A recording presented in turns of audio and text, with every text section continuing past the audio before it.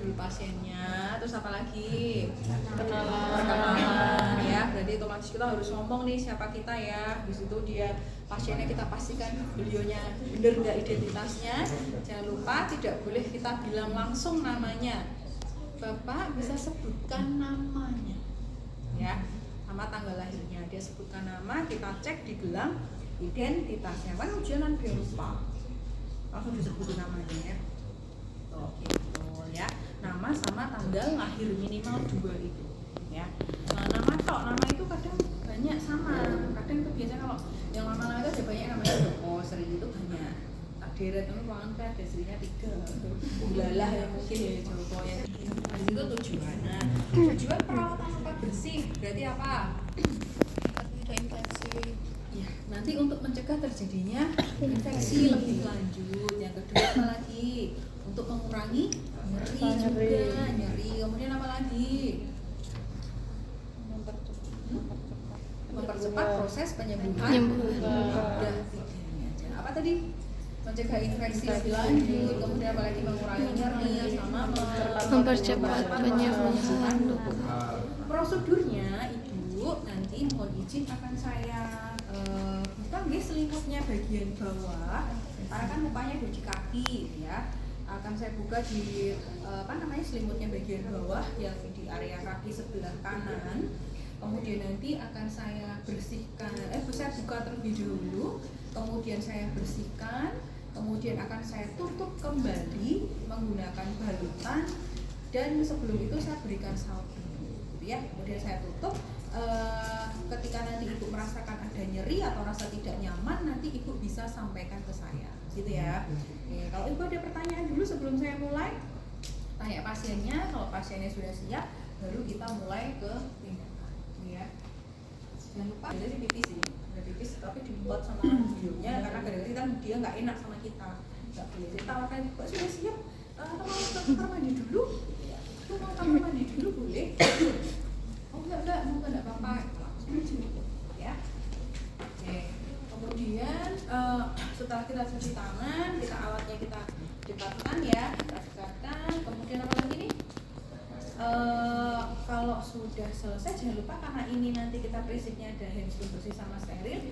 Jadi ketika sudah selesai membuka balutannya, kita baru ganti menggunakan handscoon steril. Jadi handscoon steril itu dipakai pas di akhir ya. Permisi Ibu, saya buka dulu selimutnya biar kelihatan lukanya, biar tampak lebih jelas. Ini saya lapisi dulu menggunakan perlak pengawas, tapi boleh pakai handscoon dulu juga boleh. Ini kita pakai handscoon bersih dulu. Usahakan semuanya aksesoris di tangan dilepas semua ya. Kalau kamu cuci tangan sama peralatan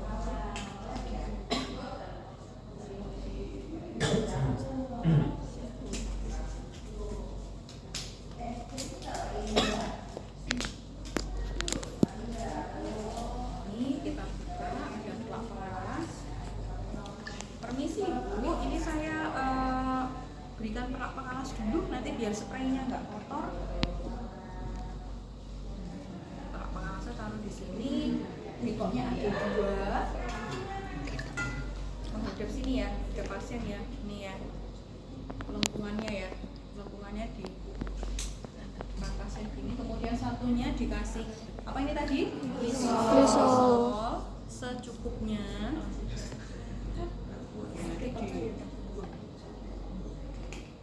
Terus habis itu kita buka alatnya dulu, disiapkan alatnya dulu.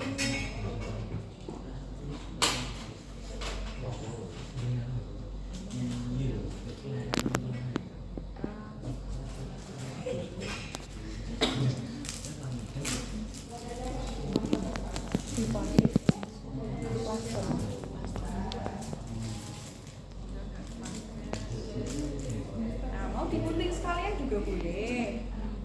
Ya, dikira-kira aja lebar lukanya berapa. Karena nggak panjang nih.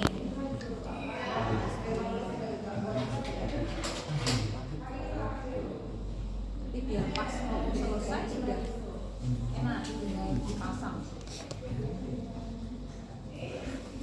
2 aja cukup.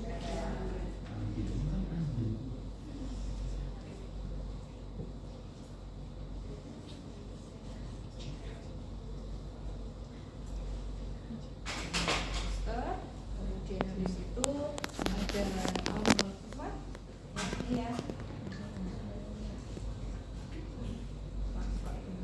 Ibu nanti permisi, saya akan buka balutannya dulu ya.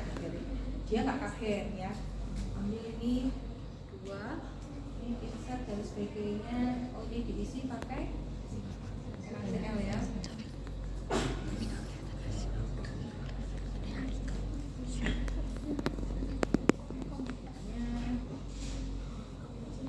Ini kalau misalkan kita mau geser sini juga boleh. Intinya kalau kamu pas mau melakukan besok ujian, biar kamu nyaman ya, jangan terlalu jauh. Kan pas kamu gini-gini kan enak ya. Ya, pertama kita buka dulu ya balutannya ini. Ya, ini kan pasti lengket ya di kulit ya.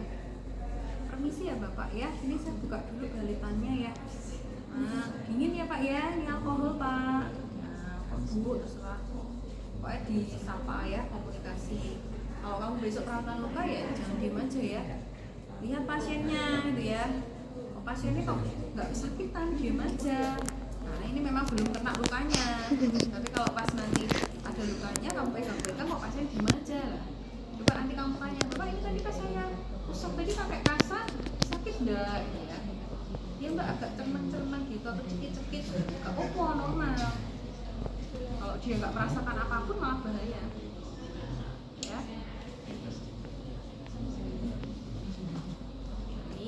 Nah, kalau misalkan masih susah lagi ya boleh silakan diulang menggunakan alkohol swab ya. Ambil yang insert chirurgis ya. Chirurgis, tanganmu pegang satu berat bawah kulitnya pasien, tangan satunya narik. Permisi Bapak, karena kan ini gini, pantoman kulitnya kan halus, lembut dan berkilau ya, jadi ya inilah nggak sulit. Tapi nek Bapak nempel kulit asli itu dalam waktu 3 hari itu kadang nek misalkan itu kejatuh sama bulu-bulunya itu ya tuh lumayan sakit tuh. Apalagi kaki kan kadang banyak bulunya. Permisi ya Bapak, tangan satunya tekan kulit bagian bawah biar mengurangi sedikit rasa sakit.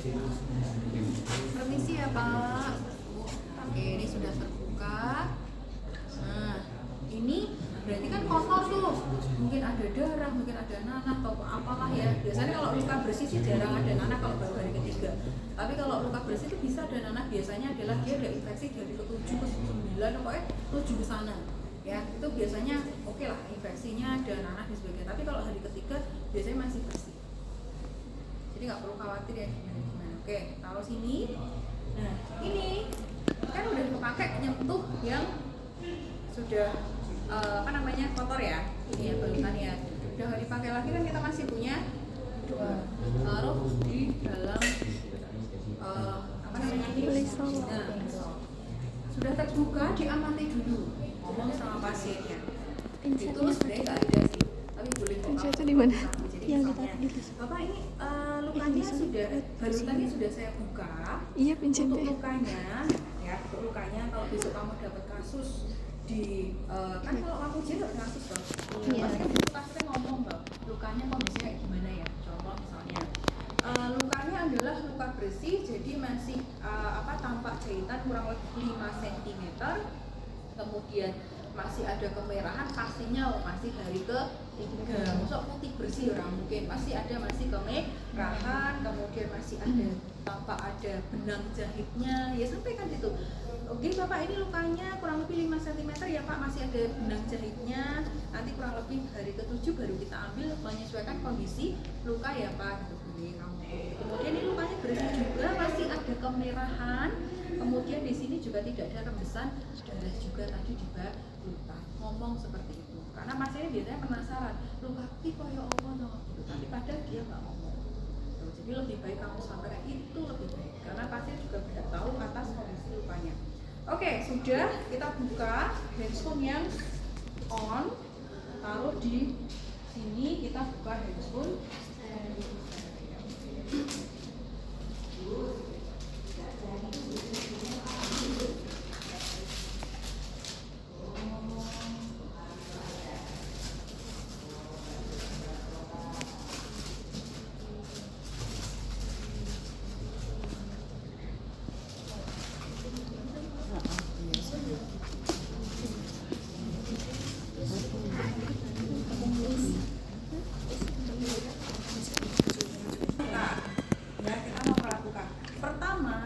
bersihkan dulu area pinggirnya dulu sebelum ke tengah-tengah. Jadi ringset 2. Kemudian ini kasa. Oh.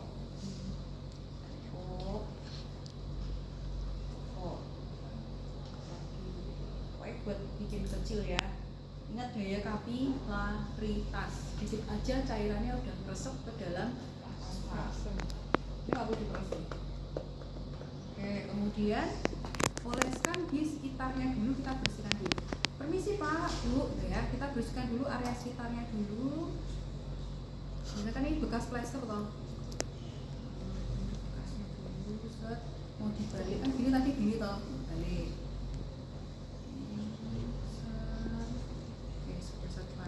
Kondisional ya, kalau misalkan kotor sekali, ulangi lagi, bersihkan lagi. Saya contohkan ya sekali ya. Kemudian habis itu selanjutnya adalah kita bersihkan bagian lukanya.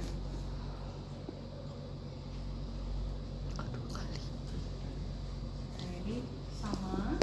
Nah, kita oleskan. Kalau sudah ya, keluar ya.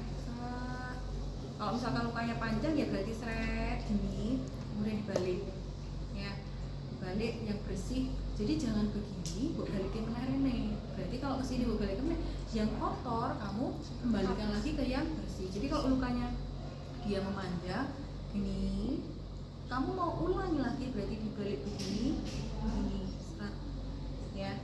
Kemudian misalnya kalau lukanya dia bener kayak gini sirkular berarti dari dalam terus keluar, jadi dalam terus keluar, sirkuler. Macam ini no, ini kan buat apa nih kalau ini ketemu sekat, jadi dalam sirkuler ke keluar.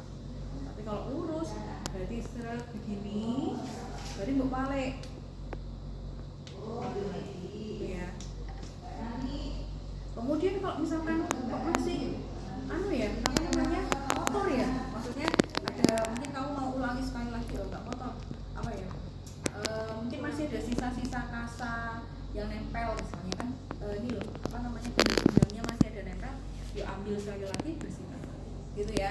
Jadi nanti lihat kondisinya dulu, kalau dia memanjang ya tadi seperti tadi, kalau dia hanya lukanya ya nggak terlalu panjang lah, dari gerakannya sirkuler ya. Oke, kemudian setelah itu ini sudah ya. Kalau memang ini kita mau pakai lagi ya, ini nanti bisa ditaruh di kombi. Tapi kalau misalkan kita sudah tidak pakai, berarti kita langsung kan kita masih mau pakai nih. Kan udah dikasih NaCl tadi ya, dibersihin ya. Jadi dibersihin area pinggirnya dulu. Habis itu sudah pinggir baru ke tengah dengan kasa yang berbeda. Jadi bukan kasa bekas dari yang membersihkan pinggir-pinggir itu tadi, nggak boleh ya. Jadi kalau sudah kasa habis pinggir-pinggir, buang ke sini, ambil kasa lagi, diperas boleh atau enggak ya boleh, kemudian baru diusap di bagian area lukanya. Nah, kemudian kalau sudah, ini kita keringkan ya. Jadi kalau tadi sudah kita basahi, ini kan basah nih, kita keringkan. Kalau keringkan berarti tidak perlu menggunakan apapun. Kalau misalkan lukanya yang tadi panjang berarti begini, dibalik ya. Kalau yang tidak memanjang berarti sirkuler, dari dalam keluar. Sudah sekali lagi terus keluar. Kalau misalkan sudah gerakannya begini terus aja sirkuler, baru salah sih jiwa ya. Hanya salah satu, tergantung dari kondisi luka. Kalau kondisi lukanya panjang ya berarti tadi memanjang. Kalau yang dia tidak terlalu panjang ya tadi gerakannya sirkuler. Kalau sudah, kemudian kita sebelum kita tutup balut, kita pakai salep ya, suprasul ya. Jadi kita sudah mulai on-kan, tapi jangan lupa kasanya tetap kita capit menggunakan ujungnya ini. Kalau ini kan kita mau on-kan ya, karena kita mau pegang salep. Ini yang penting ujungnya kan masih steril. Kasa kan ini kasa steril. Buka si anyar, buka sih. Oke. Nah ini diolesnya ya, boleh dituang di kasa dulu.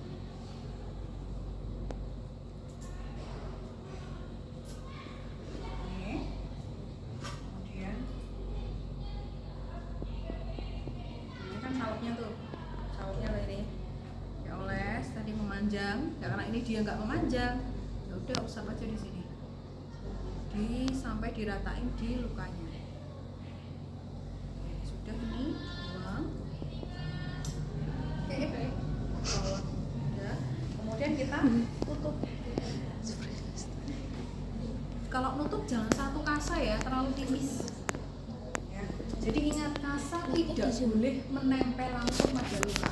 Kasa itu adalah balutan sekunder. Dan primer itu bukan kasa. Kalau kasa langsung nempel sama luka, akibatnya apa? Nempel Ini kan luka terbuka ya, gitu, basah. Habis itu perawatnya nempelin ini langsung plek. 2 hari lagi apa yang terjadi? Betul, lengket. Jadi harus diawasi dulu pakai apa gitu. Contoh adalah balutan primer yang salep gitu. Ya, jadi ini kasa tidak boleh jadi balutan primer. Kasa itu adalah balutan sekunder. Jadi balutan sekunder itu adalah di atasnya balutan primer. Itu sudah prinsip luka. Tidak boleh kasa menyentuh di lukanya langsung. Nanti akan lengket.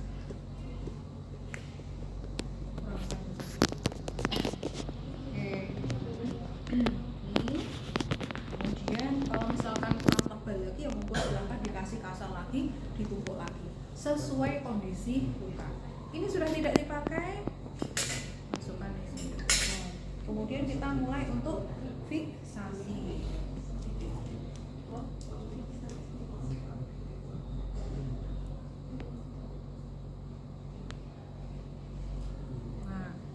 Menutup luka, pastikan semuanya tertutup, tidak ada area terbuka seperti slide PPT yang tadi saya sampaikan ya. Tidak boleh ada bagian yang terbuka, apalagi lukanya OP ya, luka steril harus semuanya tertutup. Jadi pinggir-pinggirnya harus tertutup. Kalau misalnya kasanya kurang ya boleh kasa di pabriknya masih kurang ya boleh di ini lagi, silakan tambah lagi. Jadi intinya adalah tertutup, tidak boleh terbuka.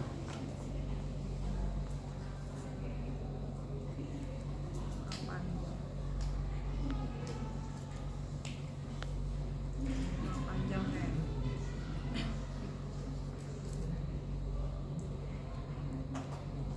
Pas tadi bersihkan luka, jangan lupa dilihat responnya pasien ya. Pas kamu bersihin luka tadi, ibu sakit enggak, bapak sakit enggak, tadi ini saya sentuh lukanya gitu ya, tanya pasien. Sakit. Ini harus tertutup, ini masih terbuka, harus tambah plester lagi. Jadi ini aku lukanya gede. Jadi harus tertutup semua, tidak boleh ada area yang terbuka. Ini ketutup semua.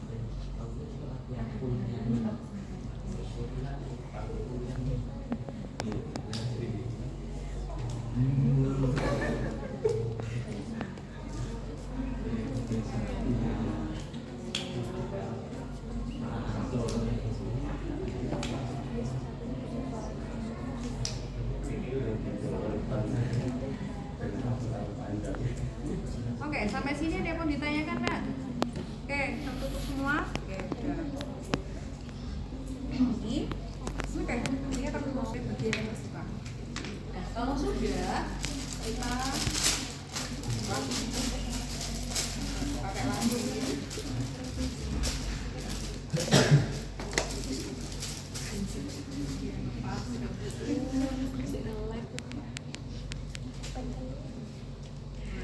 Nanti buang sampah ini, kemudian kita cuci tangan. Kalau ini tadi habisnya plong di sini jangan dimasukin ke instrumen lagi, dicuci dulu.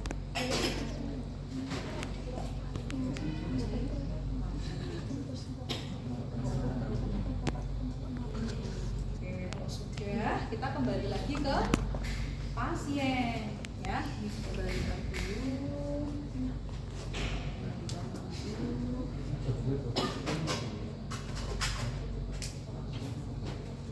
Permisi Pak ya, permisi Bu, perlaknya di kalau sudah dirapikan lagi pasiennya, jangan lupa. Ini juga ada etika, jadi ketika sudah selesai pasiennya tidak boleh kondisi yang privasinya kebuka, jadi harus tertutup. Oke. Kalau sudah selesai sampaikan ke pasien, Ibu, Pak, Bapak, ini tadi sudah selesai saya melakukan perawatan luka bersih. Gimana perasaannya ya?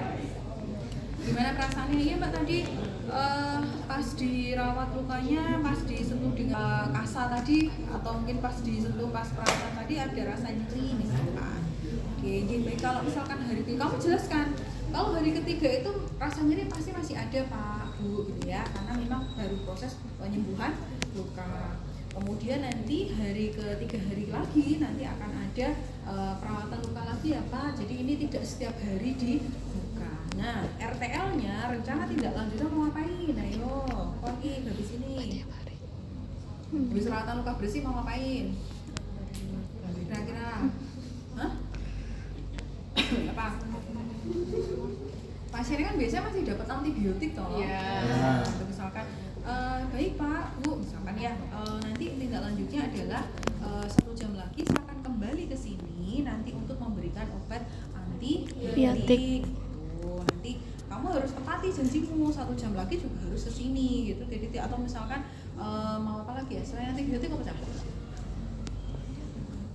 Antibiotik apa selain itu? Gak boleh mengecek kondisi lukanya udah gak boleh dibuka lagi.